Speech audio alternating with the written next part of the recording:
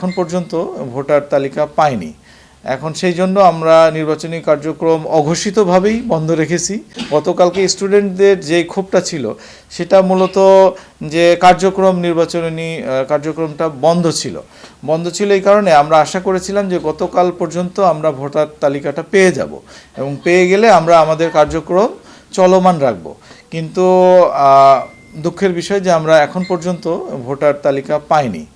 এখন সেই জন্য আমরা নির্বাচনী কার্যক্রম অঘোষিতভাবেই বন্ধ রেখেছি, কারণ আপনারা জানেন যে ঘোষিতভাবে স্থগিত করলে সেটা বিশ্ববিদ্যালয়ের প্রশাসনের জন্য যেরকম একটা চাপ তৈরি হয় এবং বিভিন্ন পক্ষ আন্দোলন শুরু করে।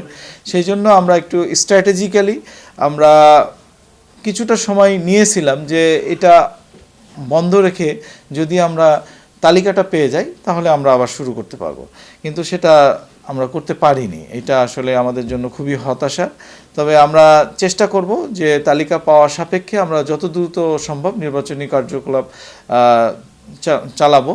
ডায়ালগ সুবাসিত টয়লেট ক্লিনার, যার পাওয়ার প্লাস ফর্মুলা টয়লেটের কোনায় কোনায় পৌঁছে 99.99% জীবন ধ্বংস করে। রিমার্ক। এবং নির্বাচনের ডেট নিয়ে যেটা আসলে 24 তারিখে হওয়ার কথা ছিল, সেই লক্ষ্যে কিন্তু আমরা স্টুডেন্টদের সাথে বসেছিলাম। এই আজকে 11টা থেকে 1:30 পর্যন্ত বসেছিলাম।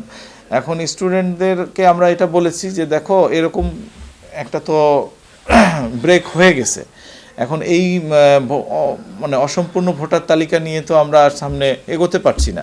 সো এটা কারেকশন করতে গেলে আবার যেহেতু ভোটার তালিকায় এমনও ভোটার থাকতে পারে যে যারা আসলে তালিকায় নেই কিন্তু অন্তর্ভুক্ত হলো, তারাও কিন্তু প্রার্থী হওয়ার যোগ্যতা রাখে। তারা যদি প্রার্থী হতে চায় সেক্ষেত্রে আমাদের কিন্তু মনোনয়নপত্র বিতরণের জন্য একটি ডেট দিতে হবে, মনোনয়নপত্র বিতরণ এবং দাখিলের জন্য একটি ডেট দিতে হবে।